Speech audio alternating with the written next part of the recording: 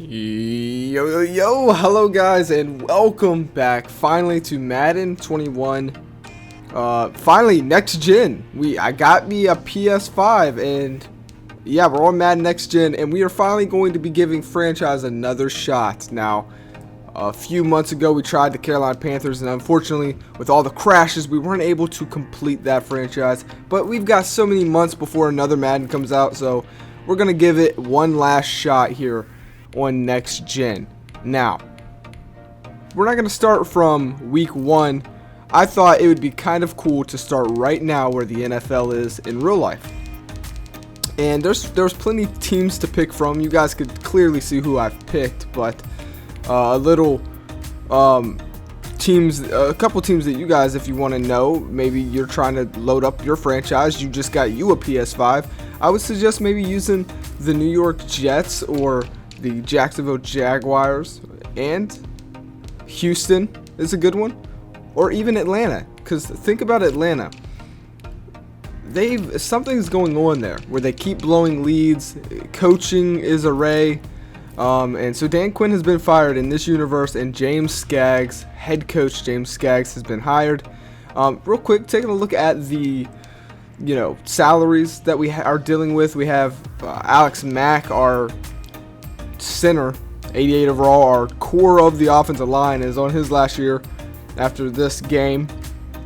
But most of our guys that are pretty high overall are set for right now. Now you see Matt Ryan, man, he's getting paid phenomenal money, and he's at 85 at 35 years old. That's going to actually hurt us, believe it or not, because he's going to regress after this year. He's not an elite, Hall of Fame quarterback, at least I don't think he is. I'm not saying he's bad. He's a damn good quarterback, but that's a lot of money, and in Madden, he's only going to regress. So that is actually going to end up hurting us. Now, Neil, we're going to have to think about him as well. 17.2 mil, he's coming off a contract. He'll probably want more than that, maybe. Can he stay healthy? Is he worth the money? Only an 80 overall. There's not a lot on this roster, believe it or not. Now, out of all the teams I've listed, they are definitely one of the better ones. But that Matt Ryan contract is going to hurt you going forward. Now, here's the NFL playoffs. In this universe, Miami did make it because, again, we simmed week 17 and they ended up winning that game. But for the most part, it's about the same. You got Jacksonville picking first, New York Jets picking second, and then we are picking third. So, one thing to note is we weren't able to scout at all in this draft, so just because we have the third round pick doesn't mean anything. Now you see the results here of a wild card. Some close games, Pittsburgh wins, but this was actually realistic. This was probably the best I've ever seen Madden as far as simming goes. Like, that was not bad at all. Again, the Ravens Chiefs, I could see that possibly. I doubt it going that way, but it could. The Packers lose to the Buccaneers. I don't see that happening in real life, but in this one, it was a showdown between Aaron Rodgers and the GOAT Tom Brady. So that was a good one. Buccaneers trying to make that playoff run. You see, I think the outcome was that the Buccaneers had a better run game, and that's the reason they won. So it was a close game, 30-24. And now we have the AFC and the NFC Championship. Saints Buccaneers, both divisional games. Now you see here, it is the Browns versus the Buccaneers. Both those teams win it. So let's see what happened. Well, the Buccaneers, a close damn game against the New Orleans Saints. And the Browns kind of dominate over the Ravens. And quarterbacks didn't play bad at all, either one. Both playing fairly similar. But it was Nick Chubb in that run game. They just gave him the ball a lot more. And he got 2 touchdowns. So the Browns just played a little better. It was a close game, though, and as far as the wide receivers, you see Odell Beckham, 6 for 61, not too bad. We'll see if he can do a little better in the Super Bowl. I believe it will be his first ever Super Bowl. So, going over to the Buccaneers side against the Saints, it was Tom Brady's wild arm. I mean, he was out there taking chances, and he played better than Drew Brees. Threw 3 touchdown passes. He did throw 2 interceptions, though. But it was this man, Mike Evans. He came in clutch, and then Antonio Brown as well, who is still with the Buccaneers in this universe. And they played phenomenal. Now, going over to the Super Bowl, we did it. there it is. Well, we didn't do it, but the Cleveland Browns did it. So Cleveland, you finally have something to celebrate about. Baker Mayfield leads you to the Super Bowl. You go up against Tom Brady, the best to ever do it, and you beat him. And you did it in dominating fashion, 35-14. And Odell Beckham went off. 9 wrecks, 118 yards. Played phenomenal. The defense played great. Sheldon Richardson, the only person to get a sack and interception. Mac Wilson got one as well. So there it is. So going forward, now we have the free agency and the draft, and then we're going to be, getting into, week 1 in next episode. But the series will slow down. It's not going to be going this fast. We're just trying to. We've never started in an off season like this, so we're just trying to get it, rolling. But taking a look at Todd Gurley, we had to come up with a decision. Were we going to sign this guy or try and get somebody in the draft? And I just didn't see the production from him the last 2 years to make it worth that money that he was wanting. I mean, you have to go 3 years back to see him get over 1,000. It was 12. And I'm not saying that he's a bad running back. I'm just saying I don't think he's the running back for me. At 80 overall, 27 years old, I don't feel like he is worth 15.4 mil. Then we had to take a look at Neil as well. What were we going to do with him? And then Young Ho Koo, which I already knew for a fact we were going to sign this guy, and I wanted to give him to a longer contract, so I just bumped it up to 3 years. Actually, no. I was trying to take a look, like how much would it be, and it ends up being cheaper if you go for longer, obviously. So we ended up signing him to a 4-year deal worth 15.7 mil. That's pretty good. And he's a great kicker. So, and he's young, so we don't have to worry about a kicker for a while. Now, this was the hardest choice. I did end up wanting to sign him back, but I offered him exactly what he asked for, and he said, "I enjoyed playing with you, but I think I'm going to test free agency." There's no reason to franchise tag him though. I had it in my head that, look, if he doesn't sign with us, he can just be a free agent. It's not that big of a deal. And looking at free agency, here, there wasn't too much to dabble in, really.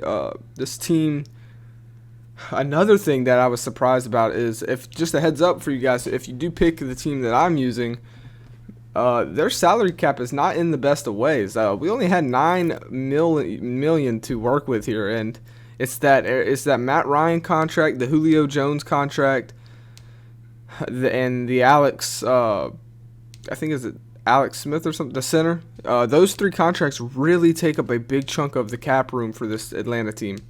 We didn't have money to do anything really, so we couldn't go out for any star players. Not that there were really any that we were eyeing, but here's the signings, by the way. The league signings: Sammy Watkins goes to Miami, Le'Veon Bell, Washington. But I mean, yeah, we didn't have much to do in the free agency because we didn't have no money. So once we can get out of that Matt Ryan contract, I think that's really going to help us. Now, moving on to the draft, again, like I said, don't expect, don't worry. The rest of the seasons, the rest of the years aren't going to go at this fast pace unless you guys like it like this. We're just trying to get the series started. And so the first ever pick is Marquez Temple, which it was a guy we were looking at. We need a cornerback, and that's probably one of the best picks you can do. 78 overall, Jacksonville goes for another cornerback. We'll see if they can keep this one, though. We all know what happened with Jalen Ramsey and all that business. So moving on, the Jets pick a direct tackle, and now it's our time to pick. And we were honestly looking between Justin Bonds and Nate Murphy. Cornerback, free safety. Our secondary really needed help. Honestly, everywhere on the field needs help. But we only have 3 active cornerbacks, and we only have 1 active free safety. And Nate Murphy was just looking too good. He was also an early first rounder at the age of 21, and so we ended up going for him. And Nate Murphy is our first ever pick on Madden 21 Next Gen franchise. He's 75 overall. That's a damn good pick. The only thing, obviously, if I could ask for some more, was maybe a hidden dev. But 75 overall isn't bad. We'll take it, and we'll continue on. So Now Miami is on the clock. We'll see what they do with their pick. And they decide to go Conrad Wilkerson, wide receiver from Louisville. I was actually looking at this guy, but I figured, you know, since we have Julio Jones and we have Calvin Ridley, there's no sense of me going for a wide receiver. Even though he looked really good and his combine was really good, Miami ends up getting him. So good for them. They needed a wide receiver for Tua, and that's what they do. Now in round number 2, we have to address the running back, and we pick Steven Clemens, 76 overall, hidden dev, and that without a doubt is our best pick so far this series. That's a dominating pick, and it's only going to get better depending on how good that hidden dev is. But this ultimately knocks out the Todd Gurley, you know, us not signing Todd Gurley. If you guys thought that was a bad move and not re-signing him, you can't really say anything now at this point because we've picked a very good replacement. Moving on to round number 3, it's, you know, time to go to that either the O-line or the D-line. And I was thinking, okay, we could probably wait for the D-line since we picked a running back. Let's try and build up the offensive line that is it's in bad shape, because I don't know if you guys, I don't think I showed it, but Alex Smith, the center, I believe his last name was Smith. Yeah, he retired. So yeah, he is no longer on our team. He was our best O-line at 88 overall, and he's no longer with the team. So we end up going Landry Price, right tackle. We'll probably move this guy in the center or somewhere where he fits the best, but he is a 71 overall. And believe it or not, that's actually starting overall. Our O-line is going to be garbage year 1. He's actually starting caliber. That's scary. So he probably will be getting started. So next pick, time to go for that defensive line. We need some type of help out there, and we're taking a look at Chauncey Pratt. You know, B's across the board, 6.6 combine grade. But then I was tempted at looking maybe at Antonio Stokes, getting another offensive lineman. But you know, at the end of the day, I had to go defensive line. Chauncey Pratt. I'm trying to address everything here. With only one tight end on the roster, we ended up going John Barrett. I kind of forced this one, 61 overall. It wasn't the best pick. Then later on, we go for a safety again. Now, I know, we went 2 safeties, but we need 2 safeties. Just because he's a free safety doesn't mean he can't play strong safety. And look at that, he's a hidden dev, 65 overall. Those kind of got me a little scared. And he's 23. Not the best pick, but as late as we are in the draft, I'd say that's a win. Not a bad pick. So here it is, just taking a review. Let's look at the draft in general. 78 overall was the highest player. This draft actually wasn't filled with a lot of talent, I don't think.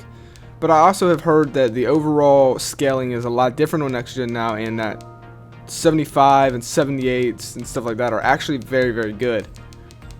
And so if that's the case, then we didn't do bad. But you see it here. Like I said, nothing really stuck out. There was no quarterbacks taken this year at all, I guess. And you guys see it. So taking a look at the roster, Matt Ryan has progressed or has had a regression. I brought him down all the way to a 79 overall. So I'm worried about that. In next episode, we will be going into week number 1. I'm doing some slider testing and stuff like that, and then I'll be bringing that to you guys.